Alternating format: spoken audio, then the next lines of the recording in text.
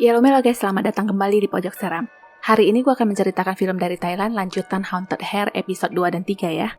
Buat yang belum nonton part 1, linknya ada di pojok atas ya. Hayo kita mulai.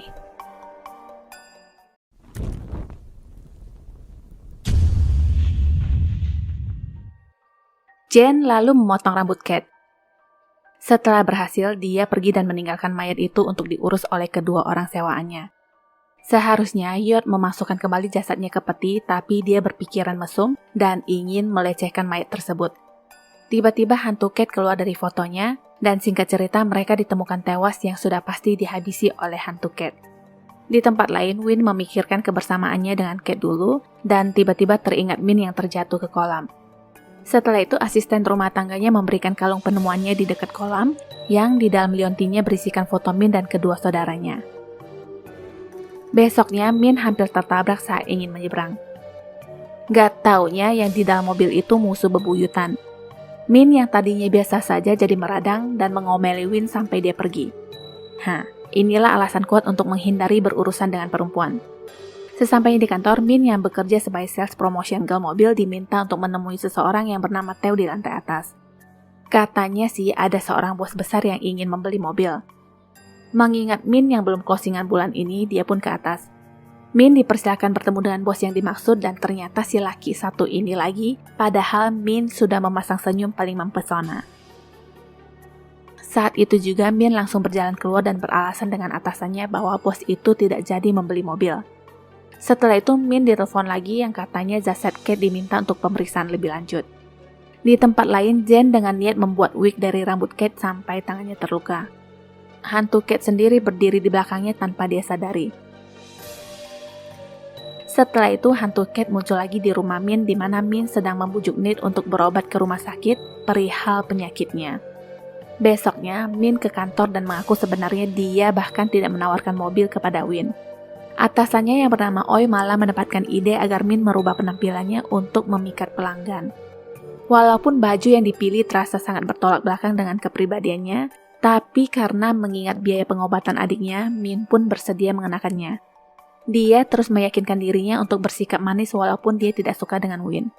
Belum juga sampai di kantor, mereka malah bertabrakan di depan lift. Win mencibir pakaiannya yang menurutnya terlihat lebih buruk dari yang kemarin. Di tempat lain di mana Jen sedang ngomong sendiri dengan rambut Cat, ibu tirinya menelpon dan meminta uang kepadanya. Jen berkata akan memberikan uang itu 2 hari lagi dan mengingatkan untuk merahasiakan hal ini.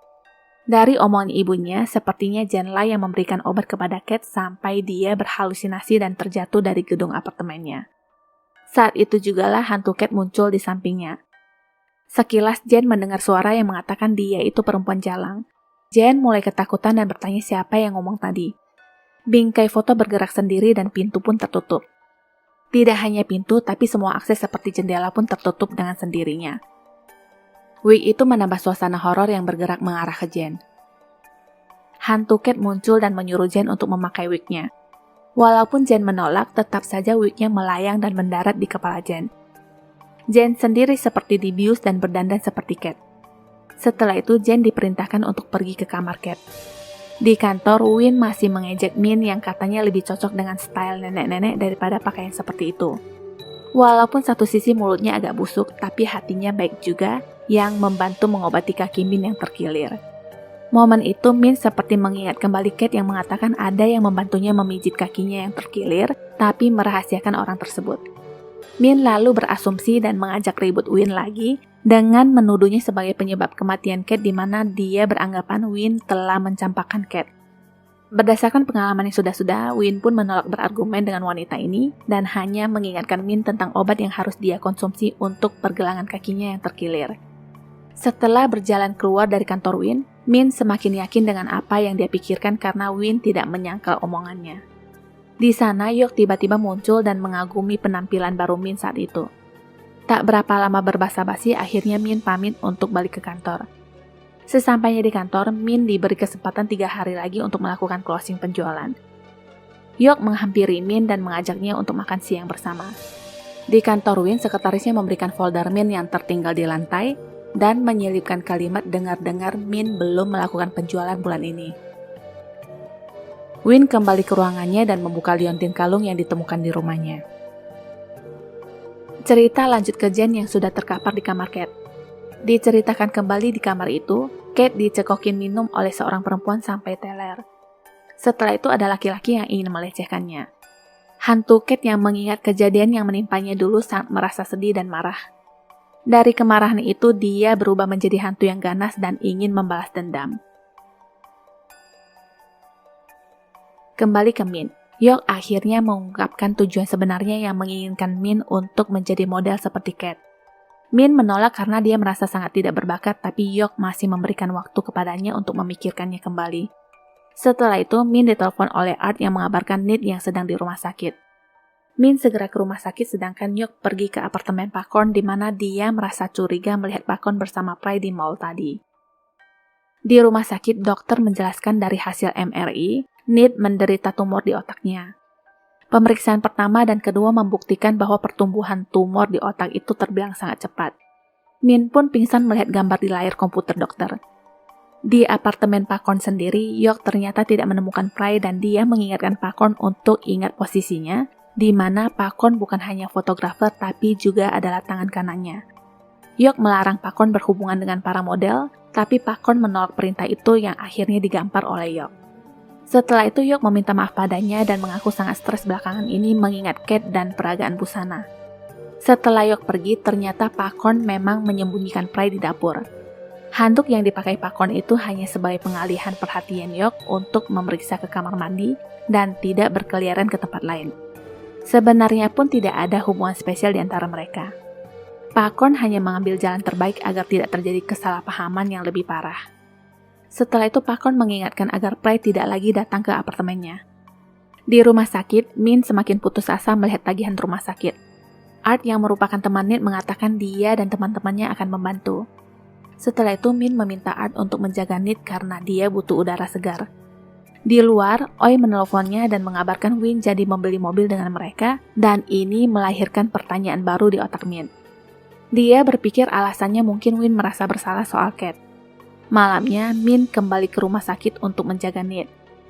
Baru saja dia mau memejamkan mata, Min mendengar suara tangisan yang dia pikir Nid sedang menangis tapi ternyata bukan.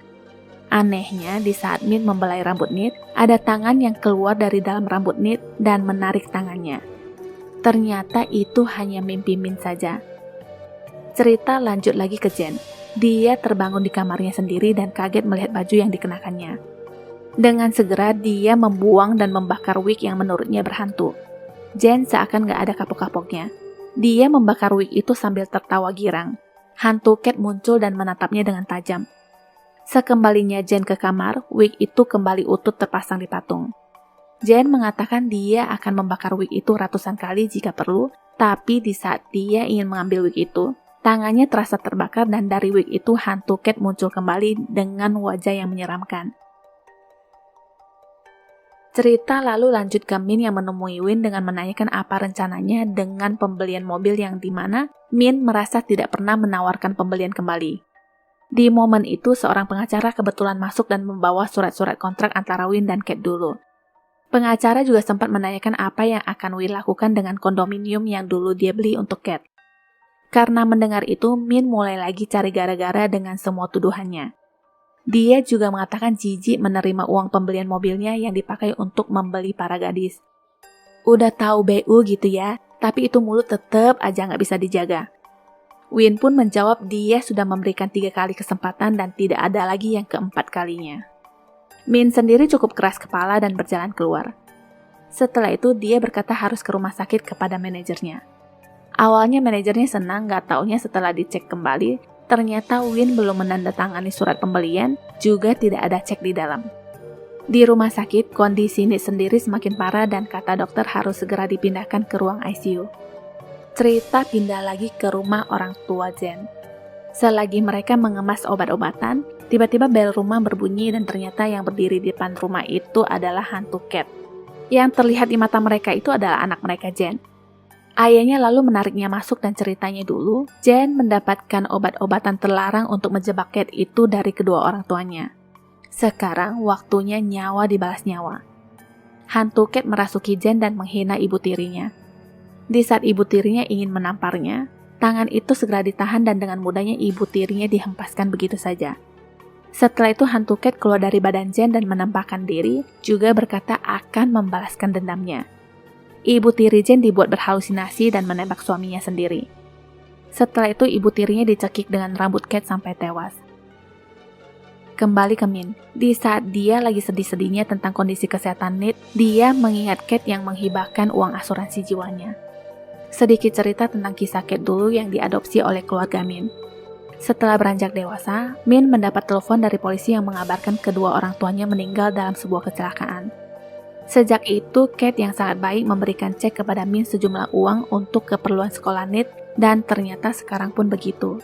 Sejumlah uang terakhir yang dia persembahkan untuk saudari angkatnya.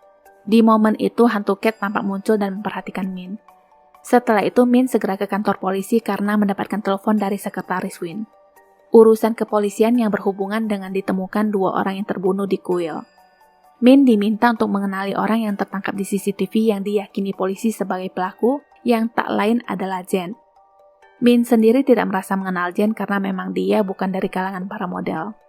Setelah keluar kantor polisi, Min mulai lagi dengan mulutnya. Kali ini Win membalasnya dengan berkata Min orang yang sangat menyedihkan, di mana dia ingin mencari jawaban tapi tidak berusaha mendengarkan penjelasan orang lain. Walaupun akhirnya Win ditampar oleh Min, tapi setidaknya sekarang Min sedikit bisa dijinakkan. Win lalu memberikan hasil otopsi Kate kepadanya yang dalam keterangannya, penyebab meninggalnya Kate itu karena overdosis obat terlarang yang menurut Win pasti ada orang yang menjebaknya. Besoknya, Min yang melamun hampir saja tertabrak mobil dan seorang ibu-ibu yang melihat kejadian itu menyuruhnya untuk berhati-hati. Ibu itu sepertinya bisa melihat kehadiran Kate dan dia berkata Min sepertinya butuh orang untuk curhat. Ibu itu lalu mengundangnya ke rumah dan berkata bersedia mendengarkan curhatan Min. Setelah mengutarakan permasalahannya, Min merasa lebih tenang dengan nasihat si ibu dan sekarang dia memintanya untuk meramal peruntungan adiknya Nate dengan memperlihatkan foto mereka dulu. Si ibu lalu berkata semua orang membawa karmanya masing-masing, tapi sebelum memikirkan orang lain, sebaiknya memikirkan diri sendiri dulu.